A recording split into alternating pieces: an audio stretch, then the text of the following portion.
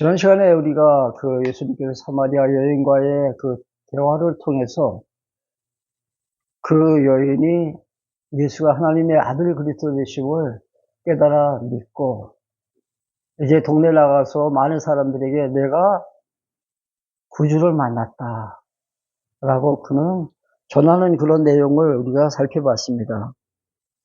이 과정 속에서 여인이 질문을 하죠.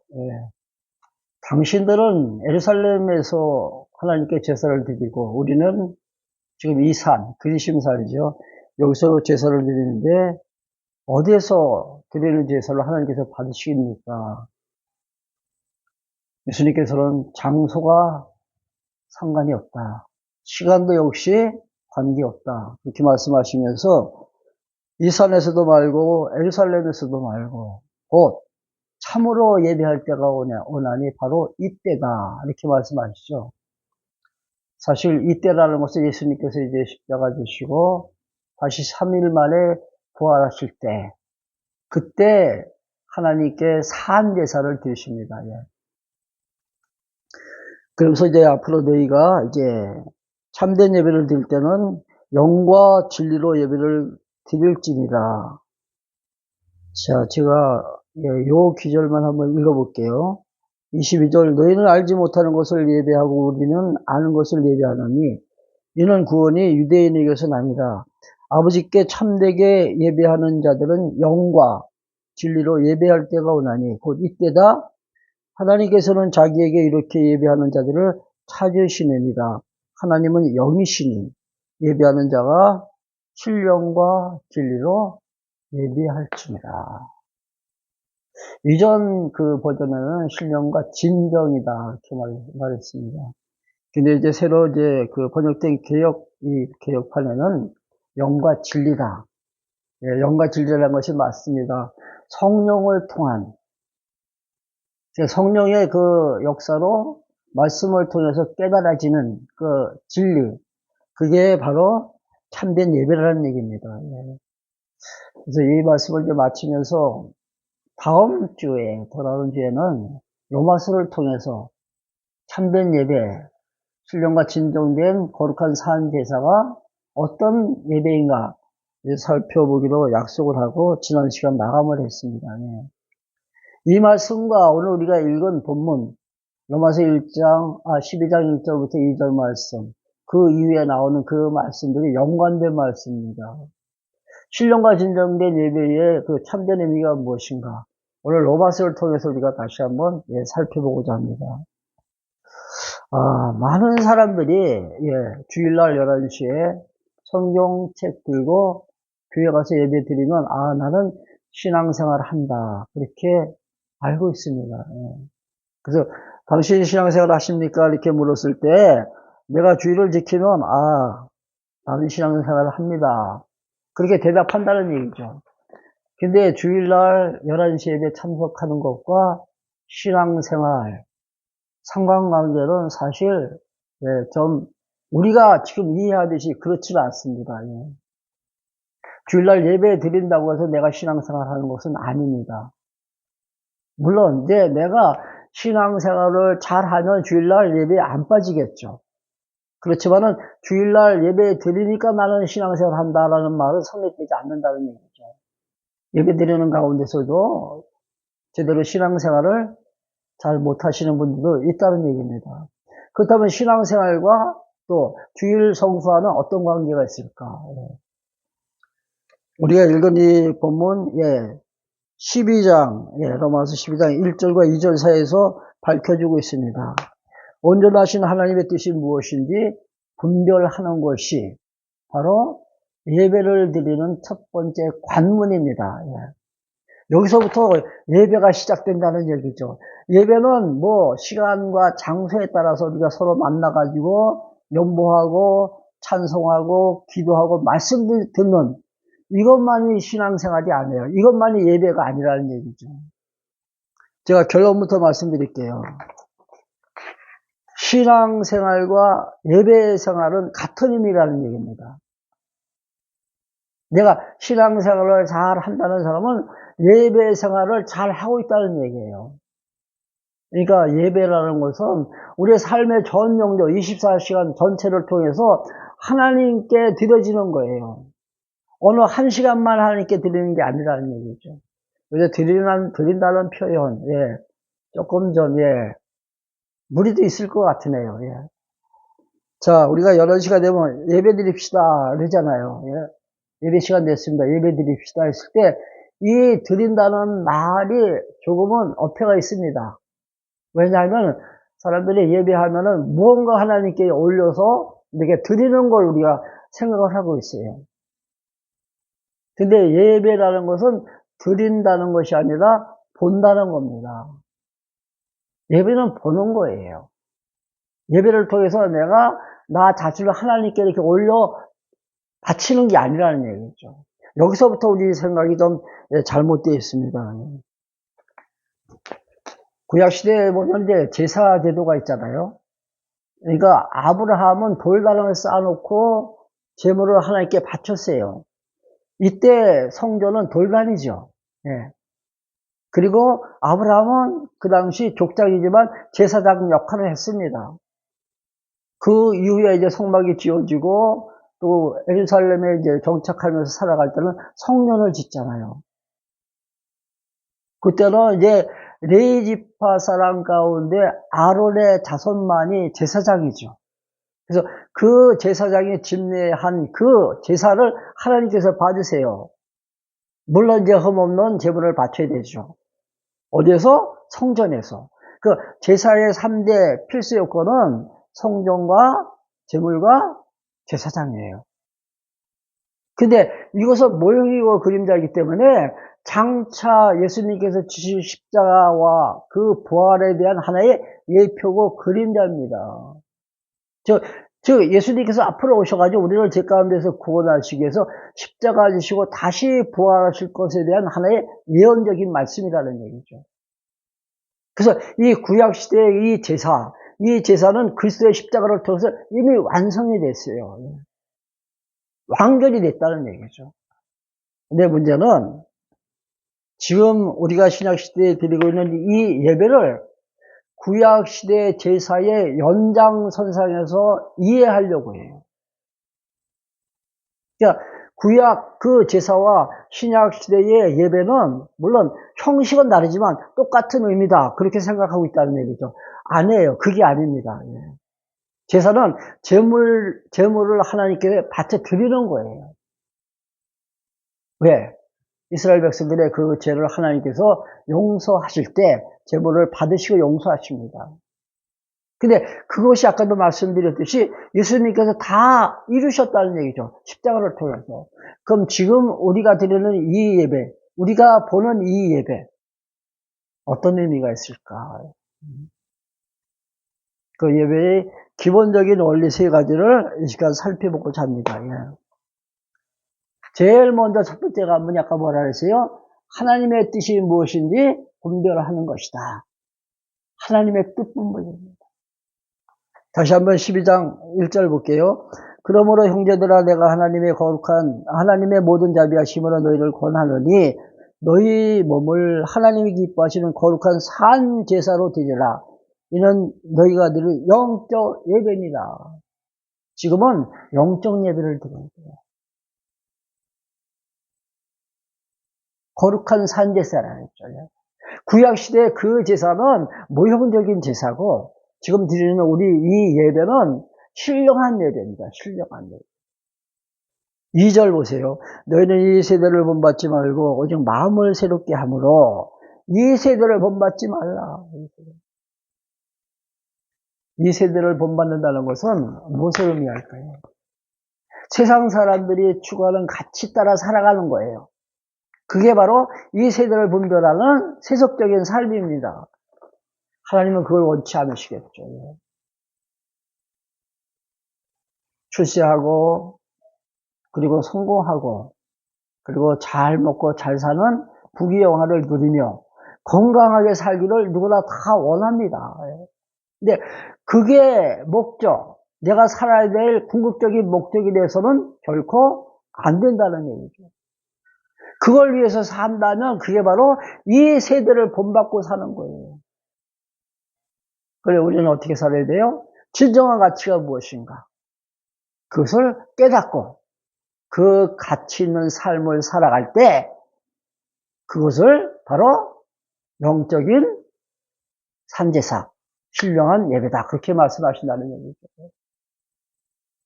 가장 가치로운 것이 무엇일까?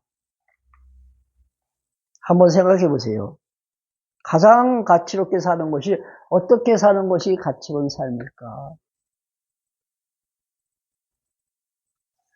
우리 이제 그 동창 친구들 만나면 이제 다 80이다, 이제 눈앞에 80을 이제 보고 있으니까, 이제 누구나 다 앞으로 이제 이 세상을 떠날 생각을 다 하고 살 거 아니에요.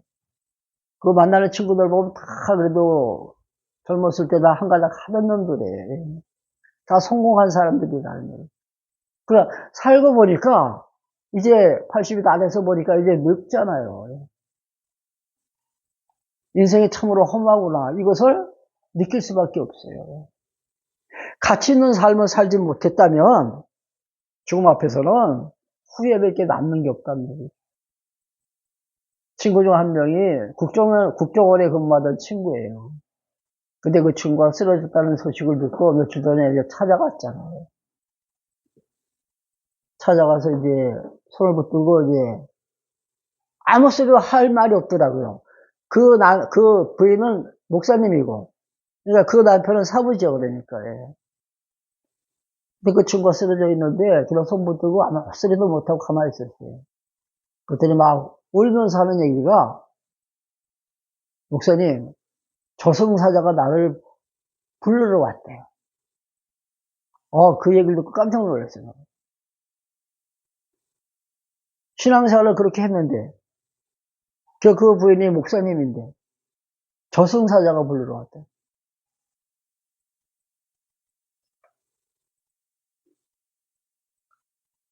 정말로 우리가 하나님만을 경외하고 하나님만을 의지하면서 살면 그게 가장 보람된 아름다운 삶입니다. 이게 가치로운 삶이라는 얘기죠.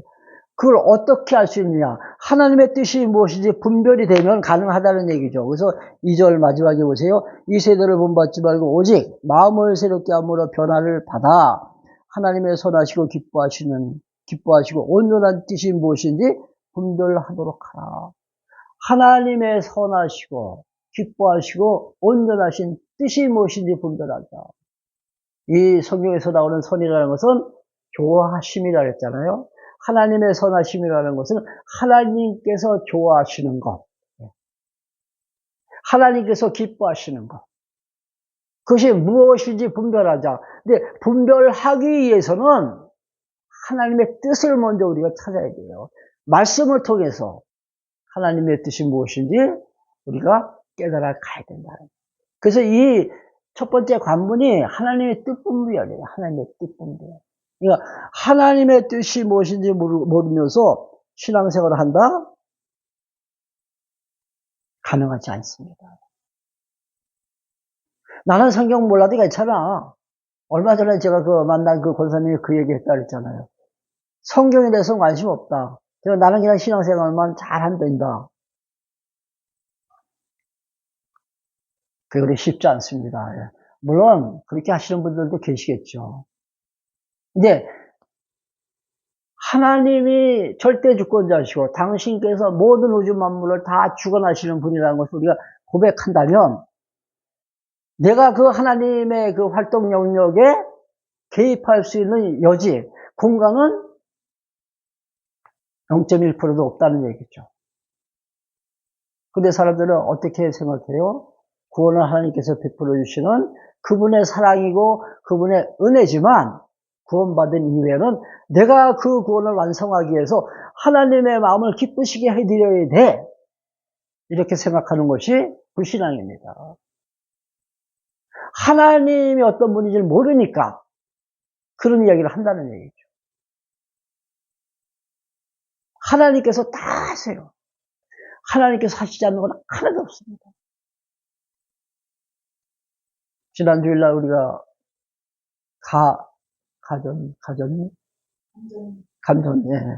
감정리 교회 다녀왔잖아요.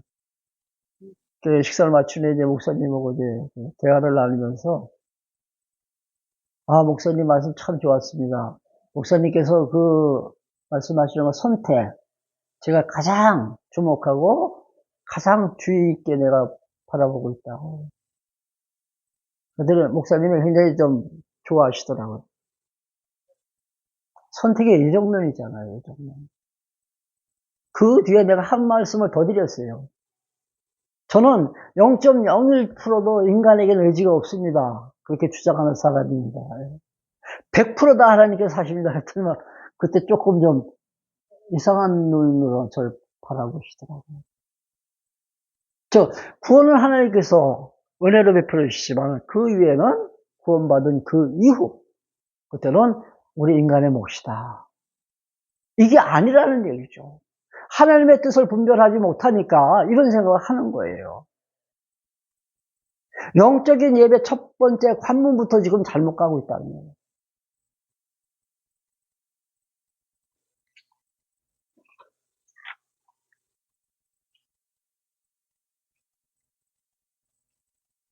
말씀을 통해서 지금 말씀이 이제 그 기준이 되고 말씀이 잣대가 돼야 돼요. 신앙생활 하면서 뭐 기도 중에 환상을 봤다든가 또한 음성을 들으면 이것이 하나님의 말씀이다. 이렇게 고집하시는 분들 많이 있잖아요. 사단의 속삭임인 줄 모릅니다. 그들은. 오직 말씀만이 기준이 되어야 된다는 거예요. 3절 보시기 바랍니다. 내게 주신 은혜로 말미암아 너희 각 사람에게 말하노니 마땅히 생각할 그 이상의 생각을 품지 말고 오직 하나님께서 각 사람에게 나누어 주신 믿음의 분량대로 지혜롭게 생각하라. 이게 두 번째입니다. 하나님께서 우리에게 주신 믿음의 분량이 있어요. 분복이라 그랬죠. 분복. 물질도 하나님께서 우리에게 주신 그 분복이 있습니다. 분복. 그 분복에 만족하며 살아야 돼요. 더 크고 더 많은 것에 욕심을 부리면 안 된다는 얘기죠. 우리는 때로는 그 높은 곳에 이제 눈을 돌리잖아요. 경유질 하면서. 그쪽에 자꾸만 관심을 가져요. 많은 것이 있으면 그쪽으로 우리 마음에 쏠린다는 얘기죠. 내가 부족할 때는 무언가 어디에 있지 않나 두리번 주위를 살피잖아요. 그러지 맙시다 라는 얘기입니다. 하나님이 나에게 주신 분복으로 만족한 삶 감사합니다. 하나님께서 오늘 나를 이끌어 가시는 그 길목에서 하나님은 분명히 무엇을 준비하셨어요? 당신의 은혜를 준비해 놓고 나를 기다리고 계신 거예요. 가다 보면 그 은혜를 만나요.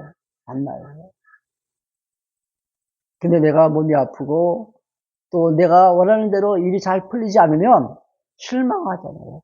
그 길이 하나님께서 나를 향하신 당신의 뜻인데 그냥 따라가자는 얘기죠. 감사하면서 따라가자는 얘기예요. 기도가 뭐예요? 하나님의 뜻을 찾아가는 것이 기도다.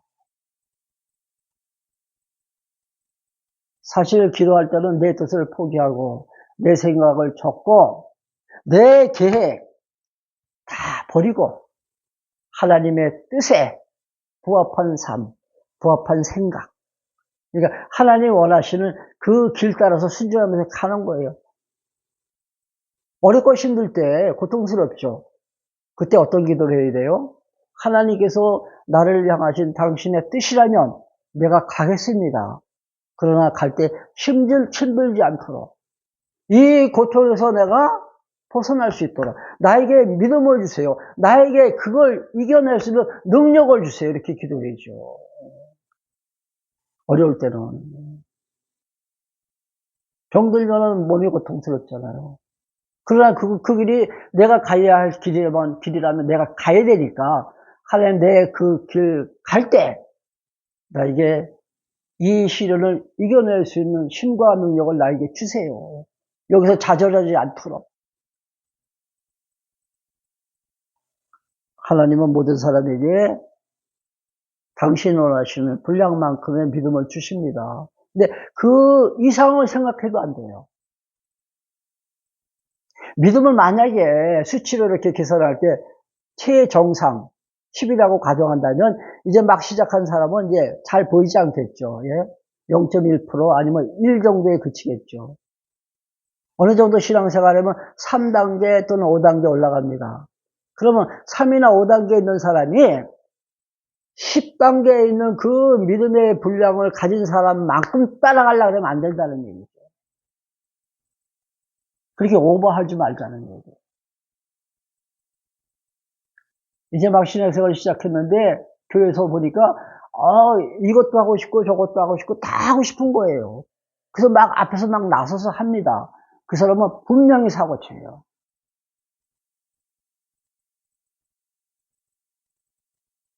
교회에서 이렇게 열심을 내는 사람들, 아직 신앙이 말씀을 아직 다져지지 않았는데 열심을 내는 분명히 문제가 생겨납니다. 믿음의 분량만큼 내가 하나님을 위해서 살아갈 때 그때 정말로 정상적인 우리는 신앙생활을 할 수가 있습니다.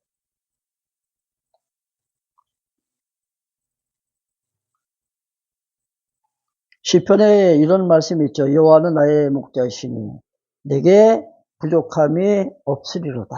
네. 하나님께서 나를 인도하시는 그 길은 나에게 가장 자족하다. 부족함이 없다 했잖아요. 부족함이 없다. 이런 사실 그 강의가 이렇게 쉬운 건 아니에요. 듣는 입장에서도, 목사님은 그렇게 사십니까? 반문하겠죠. 네, 저도 그렇게 못 살잖아요. 그러나, 우리가 바라보고 추구하면서 나갈 그 이상은 바로 자족한 삶. 어떤 환경 속에서도 좌절하지 않고, 불만하지 않고, 만족한 삶을 살다는 거예요. 요즘에 사실 경제적으로도 많이 부강이 됐고, 좋은 문화권 속에서 우리가 살고 있기 때문에, 20년, 30년, 50년 전 살던 그 사람들에 비하면 왕족 생활을 하고 있다 그러잖아요. 왕족 생활. 그럼에도 사람들이 불평해요. 어제보다 오르지 못하면은 불만이잖아요.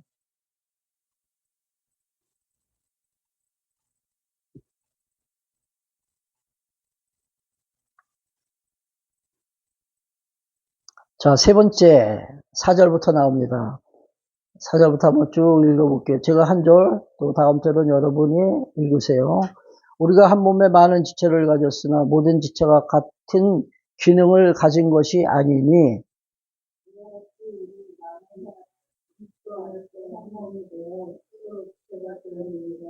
우리에게 주신 은혜대로 받은 은사가 각각 다르니 혹 예언임은 믿음의 분수대로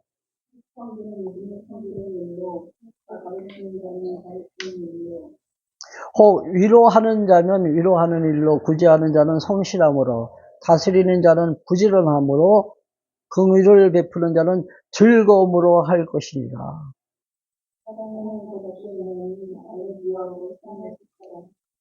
형제를 사랑하여 서로 우애하고 존경하기를 서로 먼저 하며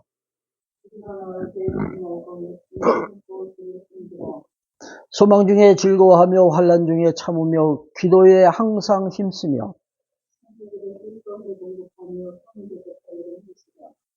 세 번째는 봉사입니다. 봉사. 하나님께서 우리에게 주신 은사가 있잖아요. 은사. 그런 기도 가끔씩 제가 하죠. 은사 따라 하나님께서 나에게 주신 사명 감당할 때 우리 즐거운 마음으로 감당합시다. 바로 이 말씀이에요. 자주 제가 기도할 때마다 인용하는 기도문입니다. 은사가 없다 안 해요. 누구나 다 하나님께 받은 은사가 있어요. 네, 은사를 개발하지 못하는 경우도 있고 또 내가 은사를 알고 있지만 내가 활용하지 못하는 경우가 또 많이 있습니다. 교회에서 섬기는 자가 있습니다. 그렇죠? 또 가르치는 자가 있습니다. 가르치는 자를 이제 교사 또는 목사라잖아요. 그 섬기는 자, 장로님, 그리고 또 권면하는 자를 권사님이라 합니다. 우리가. 그리고 이제 일꾼이다 해가지고 집사다 이러는데 각각의 은사가 다 있어요. 어떤 사람은 뭐 회계를 잘하면 재정부에서 일을 할 것이고, 그렇죠? 명의같이 피아노를 쳤으면 반주할 것이고. 그 은사 따라, 하나님께 받은 그 은사 따라, 하나님께서 맡겨주신 그 직임을 감당할 때 즐거운 마음을 하자, 즐거운 마음. 몇 절에 나왔어요? 8절 마지막 부분에 있죠. 예. 즐거움을 할 것이요. 13절 다시 볼게요. 성도들의 쓸 것을 공급하며 손 대접하기를 힘쓰라. 이게 바로 아까도 얘기했듯이 봉사입니다. 봉사하는 사람들은 사실 마음이 즐겁다 그러죠.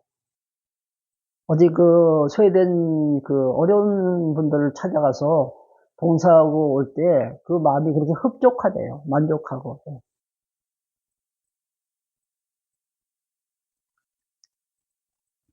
근데 사실 이런 경우도 있습니다. 정말로 하나님께서 주신 은사 가지고 봉사를 해야 되는데 남들이 하니까 나도 하자. 문제가 있겠죠.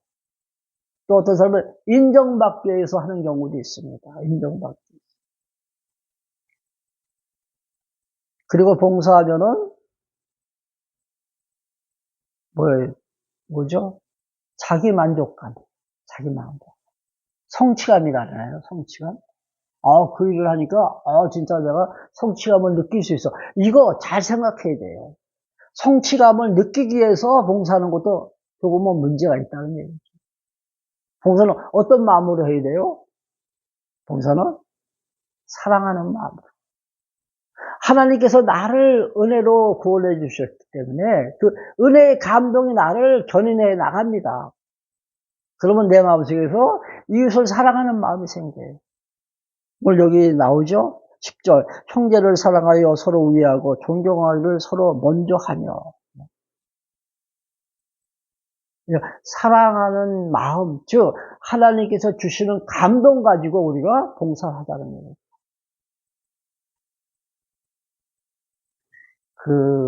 목회자들이 그런 생각을 많이 하죠. 어떻게 하면 목회 성공할 것인가. 기도 열심히 해야 된다, 전도 열심히 해야 된다, 성경 공부 잘해야 된다, 등등 많은 등식이 나오겠죠. 그러나 나는 그렇게 생각합니다. 그게 아니야. 목회 성공은 내가 하나님의 은혜에 대한 감동이 나로 하여금 하나님을 섬기게 할 때 그게 바로 목회 성공이다. 목회는 감동으로 하는 거예요. 감동. 사실 하늘빛교회로부터 시작해가지고 본교회를 거쳐서 지금 여기까지 왔는데 사실 30여 년 동안 한 가지 생각밖에 없어요. 창세전 하나님께서 나를 사랑하시고 나를 택하여 주신 그 은혜가 오늘도 나를 감격시키는 겁니다. 아직까지 그 감동이 살아있기에 오늘도 이 자리에 쓴 거죠. 하나님의 뜻을 발견하면 진정한 가치가 무엇인지 깨닫게 되고 그것을 깨달으면 하나님이 나에게 주신 그 은사 따라 하나님께 봉사할 때 즉 이웃을 사랑하고 이웃의 어려움에 내가 버팀목이 되어줄 때 그것이 바로 진정한 예배의 삶이다. 신령한 영적 예배다. 그것이 바로 산제사라는 얘기예요. 산제사. 아까 처음에 말씀드렸잖아요. 제가 결론이 바로 그겁니다. 우리의 예배 생활과 신앙 생활은 등식이 뭐죠? 이꼬르다. 같다. 예배 생활이 신앙 생활이다. 그렇다면 신앙 생활은 삶의 전 영역 가운데서 24시간 동안 하는 거예요. 예배 생활이 신앙 생활이죠. 예배 생활과 신앙 생활, 즉 그 예배 생활과 주일 성수하는 것을 이렇게 따로 분리하면 안 돼요. 그러니까 우리가 주일 성수하면서 말씀 듣는 것이 바로 첫 번째 관문이에요. 근데 여기서부터 삐그덕하면 안 되잖아요.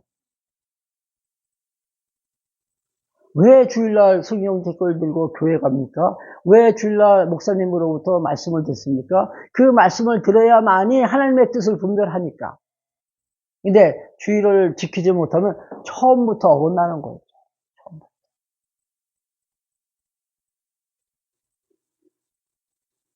기도하겠습니다.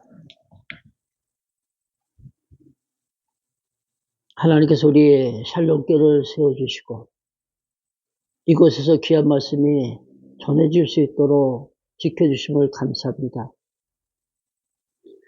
우리는 예배를 갖다 너무도 좁은 의미에서 생각하고 있는데 참된 예배, 산제사, 영적 예배가 무엇인지 오늘 말씀을 통해서 다시 한번 정리했습니다.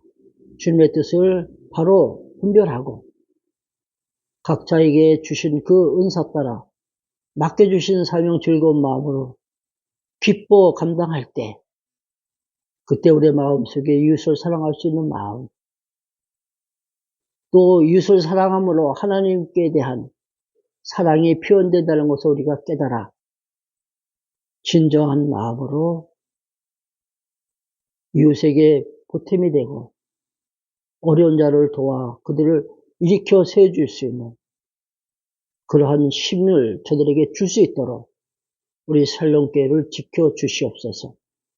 우리 주 예수 그리스도의 은혜와 아버지 하나님의 크신 사랑하심과 성령님의 교통하심이 모인 무리 가운데 함께 계실지어다. 아멘. 감사합니다.